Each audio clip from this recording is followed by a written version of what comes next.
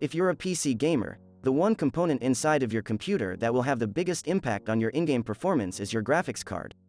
Then the good news is that you have a few different options to choose from. Hello guys, welcome to another video from UMR Tech. We rated, reviewed, and compared 5 of the best budget graphics cards under $200. These budget GPUs are perfect for gamers who are strapped for cash but who want to be able to play their favorite games.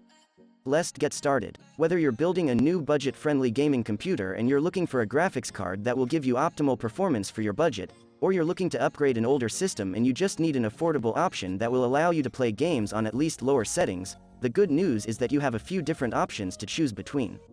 In this video, we've reviewed 7 of the best cheap video cards under $200 to give you viable options for your new build or upgrade at multiple price points.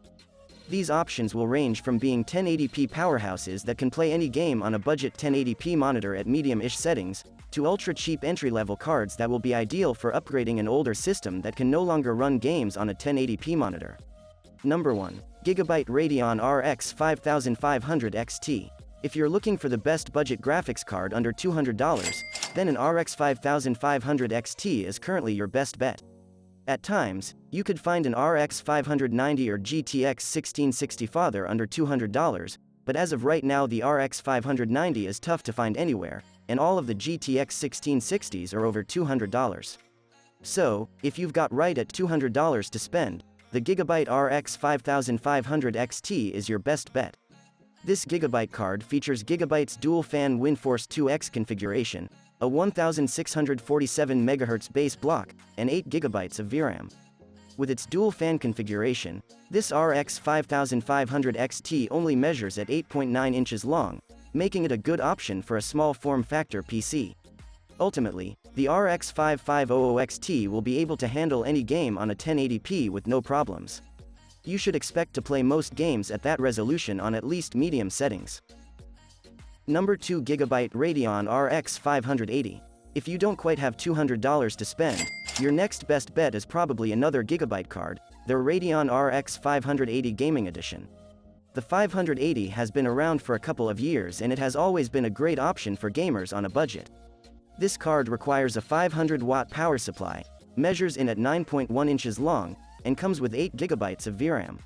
It also has the same WindForce 2X cooling configuration at the RX 5500 XT listed above. While the RX 580 doesn't quite match the performance of the RX 5500 XT, it isn't that far behind it either. So, if you want to save ~$30 without having to sacrifice too much performance, this card is worth considering.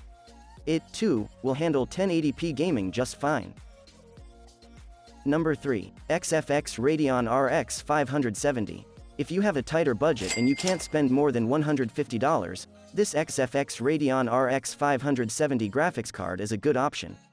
The RX 570 lags a bit behind both the RX 5500 XT and the RX 580, but it will still run most games on a 1080p monitor on at least medium settings. This card is actually the longest option on the list, measuring in at 9.6 inches long. However, it's still compact enough to where it will fit in the majority of modern cases. It also comes with a 1264 MHz base clock rate and sports 4 GB of VRAM. Overall, if you don't have the budget to get an RX 5500 XT or RX 580, or GTX 1650 Super, an RX 570 is probably your next best option. And, of the RX 570s currently on the market, this XFX card offers the best price to performance as of the time of recoding the video. Number 4. XFX Radeon RX 550. If you don't have more than $100 to spend on a graphics card, you have a few options. As of right now, the best sub-$100 GPU is an RX 550. And, as of the time of updating this guide, the top RX 550 currently available is XFX's Core Edition. This card comes with a 1203 MHz base clock rate, 4 GB of VRAM, and a single-fan cooling configuration. Due to the single-fan configuration, this RX 550 measures in at just 6.7 inches long. So, it's a great option for a budget-friendly mini-gaming PC build. For performance, you can expect to run most games on a 1080p monitor on at least lower settings. For non-demanding games like League of Legends, this card will work just fine, and for more demanding games, you can play on lower settings until you have enough money to upgrade to something more powerful.